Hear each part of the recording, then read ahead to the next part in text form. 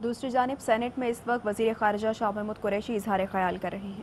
ایوان ہے، آج اس ایوان نے ثابت کر دیا ہے کہ جہاں پاکستان کے مفادات آئیں گے، یہ ایوان اس میں اتنی فہم و فراست ہے کہ وہ اپنے ذاتی مفادات اور جماعتی جو حدود و قیود ہیں ان کو پھلانگنے کی اہلیت رکھتے ہیں اور پاکستان کے مفادات کو اولیت دیتے ہیں۔ جناب والا، آج سینٹ آف پاکستان نے ماں سوائے جے یو آئی کی ریزرویشنز آپ کے سامنے مولانا نے پیش کی ہیں، ہمیں ان کا بھی بڑا احترام ہے، اس ہاؤس نے متفقہ طور پر یہ دونوں بل پاس کیے ہیں۔ میں ان کا شکریہ ادا کرنا چاہوں گا۔ ان بلوں سے ہم نے حاصل کیا کرنا ہے، یہ میں مؤدبانہ گزارش کرنا چاہوں گا محترم مولانا کی خدمت میں۔ جناب والا، آپ کے علم میں ہے کہ بھارت کافی عرصے سے پاکستان کو بلیک لسٹ میں، فیٹف کی بلیک لسٹ میں دھکیلنے کی کوشش کر رہا ہے، اور ان کے یہ مقاصد ہیں کہ پاکستان کو مالی مشکلات سے دوچار رکھے۔ خدا نخواستہ اگر پاکستان بلیک لسٹ میں، ہماری کوشش ہے کہ ہم بلیک لسٹ سے، گرے لسٹ سے وائٹ لسٹ میں جائیں، ان کوششوں کے آج آپ حصے دار بنے ہیں۔ میں آج بالکل حوصلہ ہونا چاہیے، میں آج پاکستان مسلم لیگ نواز، پاکستان پیپلز پارٹی، جماعت اسلامی کے امیر تشریف فرما ہے اور دیگر جماعتیں جتنی تشریف فرما ہے، بشمول حکومتی بینچز اور ہماری حلیف جماعتیں جتنی یہاں تشریف فرما ہے، میں اپنے دل کی اتح گہرائیوں سے آپ سب کا شکریہ ادا کرنا چاہتا ہوں۔ آپ نے آج بھارت کے عزائم کو خاک میں ملایا۔ بھارت چاہتا ہے پاکستان کو بلیک لسٹ پہ دھکیلنا، اور آپ نے کہا ہمارے 100 سیاسی اختلافات ہو سکتے ہیں، پاکستان پر ہم متفق ہیں۔ جس طرح اسی سینٹ نے اور اسی اسمبلی نے کہا ہمارے 100 اختلافات ہو سکتے ہیں، کشمیر کے مسئلے پر ہم ایک ہیں، آج پھر اس سینٹ نے اپنی بالادستی، اپنی اہمیت، اور آپ نمائندہ ہیں، آپ وفاق کے نمائندہ ہیں، آپ پاکستان کی فیڈریشن کو اس کو ریپرزینٹ کرتے ہیں۔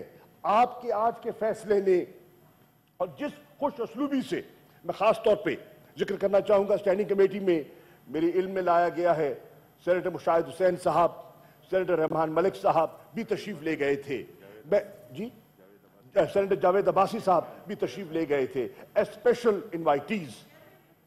جاوید عباسی تو چیئرمین ہے۔ اوکے، ایس چیئرمین، میں آپ کا سینیٹر صاحب، چیئرمین صاحب، آپ کا بھی شکریہ ادا کرنا چاہوں گا، اور ان ممبران کا جو وہاں تشریف لے گئے، اور جس خوش اسلوبی سے آپ نے یہ مرحلہ طے کیا، مجھے یقین ہے کہ انشاءاللہ پاکستان کو فائدہ ہوگا۔ حکومتیں عارضی ہیں حضور والا، ہم نے وہاں بھی بیٹھ کے دیکھا ہے، یہاں بھی بیٹھ کے دیکھا ہے، یہ دھوپ اور چھاؤں ہے، یہ حالات بدلتے رہتے ہیں، یہ نشیب و فراز سیاست میں انسان دیکھتا رہتا ہے، لیکن اسٹیٹ کے انٹرسٹ جو ہیں وہ سپریم رہتے ہیں۔ Today the political parties of Pakistan have demonstrated maturity, and this is what a statesman has to demonstrate. کاش JUIF بھی اپنے فیصلے پر نظر ثانی کرتی، کیونکہ آج اس بل کی مخالفت کر کے جو ہمارے JUI کے دوستوں نے ایک تاثر دیا ہے کہ ہم متفق نہیں ہیں، ابھی بھی نظر ثانی کر سکتے ہیں، کیونکہ اسمبلی میں، قومی اسمبلی میں جانا ہے۔ میں ان سے درخواست کروں گا، مؤدبانہ درخواست کروں گا، ملک کے لیے وہ دل بڑا کریں جیسے اور دوستوں نے کیا ہے۔ ایک یہ بڑی آج خوش آئند بات ہے۔ اور دوسری چیز جو میں آج کرنا چاہوں گا، جناب والا، سینٹ میں بھی کچھ پریس کانفرنس کے ذریعے بھی کچھ دوستوں کو تشویش ہوئی کہ یہ جو کلبھوشن یادیو کا جو آرڈیننس ہے، اس کے پیچھے کیا، اس کے مضمرات کیا ہیں۔ میں عرض کرنا چاہوں گا جناب والا، یہ ہاؤس جانتا ہے کہ وہ قید میں ہے, جو سزا اس کو دی گئی اس میں کوئی تخفیف نہیں ہوئی, وہ ملک چھوڑ کے نہیں گیا, اور نہ ہمارا کوئی ایسا ارادہ ہے کہ وہ راتوں رات یہاں سے فرار ہو جائے. انشاءاللہ ایسا نہیں ہوگا. اب کوئی اس کو رعایت نہیں دی گئی. یہ جو اقدامات اٹھائے گئے, ہم ایک رسپانسبل ملک ہے. ہندوستان یہ کیس لے گیا انٹرنیشنل کورٹ آف جسٹس میں. ہندوستان کا خیال تھا کہ وہ اپنا کیس پلیڈ کرے اور اس سینٹنس کو معطل کروائے, اس کی رہائی حاصل کرے اور اس کو ہندوستان منتقل کروا لے. اس کو وہاں ناکامی ہوئی, اس کو وہاں شکست ہوئی, آپ کو کامیابی ہوئی. لیکن وہاں آئی سی جے نے آپ پر 2 ذمہ داریاں عائد کی.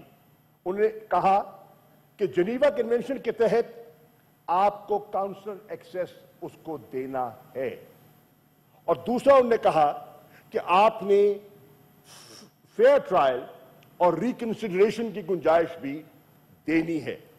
یہ 2 فیصلے ہیں, یہ 2 اس فیصلوں کا آؤٹ کم ہے جو ہوا. اب پاکستان پر یہ لازم تھا کہ ہم ان پر عمل پیرا ہوں. ہندوستان کی خواہش کیا تھی؟ ہندوستان کی خواہش یہ تھی کہ پاکستان ہچکچاہٹ اور کوئی نہ کوئی ان کو بہانہ دے دے کہ وہ پاکستان کو دوبارہ لے جائیں انٹرنیشنل کورٹ آف جسٹس میں اور ہمیں وہاں گھسیٹیں. اور ہماری کوشش تھی کہ ہم اپنے اقدامات کے ذریعے کمپلائنس کریں اور ہندوستان کو موقع نہ ملے. چنانچہ ہم نے ان کو ایکسیس دیا, 1 نہیں 2 مرتبہ ایکسیس دیا, اور ان کی خواہشات کے مطابق دیا.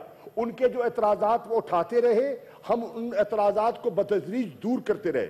پہلے ایکسیس میں انہوں نے اعتراض اٹھایا کہ جی شیشے لگے ہوئے تھے, ماحول صحیح نہیں تھا, ٹیلی فون کے ذریعے گفتگو ہوئی, یہ فری ایکسیس نہیں ہے, یہ ان امپیڈڈ ایکسیس نہیں ہے. پھر انہوں نے اعتراض لگایا کہ جناب وہاں جو گفتگو ہو رہی تھی اس کی ریکارڈنگ ہو رہی تھی, یہ فری ایکسیس نہیں ہے. گفتگو پھر سے آپ کو سنواتے ہیں. تسلی کے مطابق نہیں تھا. ہم نے ان کو دوبارہ ایکسیس دیا اور ان کے ساتھ پہلے حدود و قیود طے کیے کہ دوبارہ ایکسیس جو ہم نے دینا ہے, آپ چاہتے ہیں کس قسم کا ایکسیس چاہتے ہیں؟ انہوں نے کہا جی ہم چاہتے ہیں کہ جو شیشے ہیں یہ نہیں ہونے چاہیے, دو بدو ہماری گفتگو ہونی چاہیے. ہم نے کہا قبول. اور کیا چاہیے؟ انہوں نے کہا ہم چاہتے ہیں کہ جو ریکارڈنگ آپ کرتے ہیں وہ نہ کریں تاکہ وہ کھل کے اپنی بات کر سکے, اس پر دباؤ نہ ہو, نفسیاتی دباؤ کا شکار نہ ہو. ہم نے کہا نہیں کرتے. ختم. جب انہیں پورا ماحول اور 2.5 گھنٹے کی نشست دی گئی اور وہ بات کرنا چاہ رہے تھے, ان کے اپنے جو ڈپلومیٹ 2 گئے ہوئے تھے کاؤنسلر ایکسیس کے لیے, وہ کترا رہے تھے. وہ انگیج کرنا چاہتا تھا اور وہ بات نہیں کرنا چاہ رہے تھے اس سے. کیوں؟ کہ ان کو ہدایت تھی کہ آپ نے کوئی نہ کوئی بہانہ بنا کے پھر یہاں سے رفو چکر ہونا ہے تاکہ پھر ہمیں کوئی جواز مل جائے آئی سی جے میں جانے کا.